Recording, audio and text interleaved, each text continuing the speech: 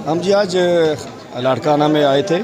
मेरे साथ हमारे सिंध के सीनियर वाइस प्रेसिडेंट सरदारजादा मौला बख्श उमरो साहब, हमारे डिवीजनल प्रेसिडेंट डॉक्टर इकरार जखरानी साहब, हमारे वाइस प्रेसिडेंट मियाँ असलम साहब मरचूंडी, मीर इकबाल बिजरानी साहब थे, हमारे जावेद बुलैदी साहब ने यहाँ में, और कोर्ट में मक्सी साहब ने हमें यहाँ वेलकम किया है।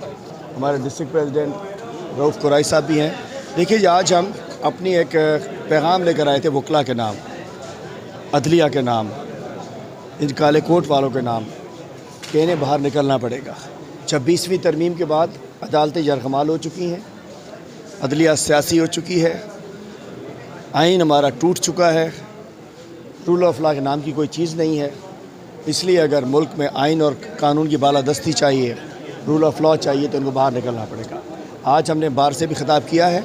आज सूरत हाल ये है कि कोई पूछने वाला ही नहीं है, कोई लवारिस हो चुके हैं। यहाँ मिलिट्री कोर्ट से जाके सज़ाएँ दे दी जाती हैं, उसके बाद अपीलें नहीं लगती हैं।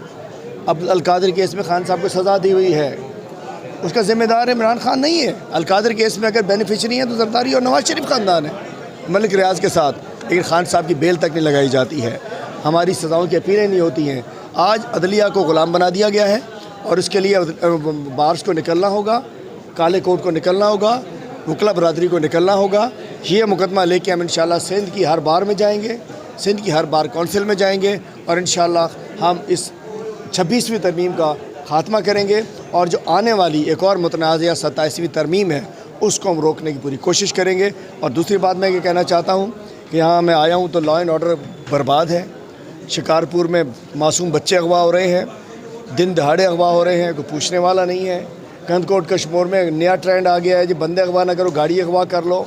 सखर तक में डाकू आ चुके हैं। मैं कहना चाहता हूँ सिंध का अमन ओमान तबाह है। और ये जो बजट आज पेश होने जा रहा है, 26,000 अरब पिछले 17-18 साल में जब से इनकी गवर्नमेंट है, 26,000 अरब आए हैं सिंध में और 10,000 अरब की करप्शन हुई है। सिंध की एजुकेशन भी तबाह है, सिंध की सेहत भी तबाह है, सिंध की हर चीज़ तबाह है। अगर आज हमारा कप्तान होता तो शायद ईरान पे हमला भी ना होता, अगर हमारा कप्तान होता तो शायद फ़लस्तीन पे भी इतना जुल्म ना होता।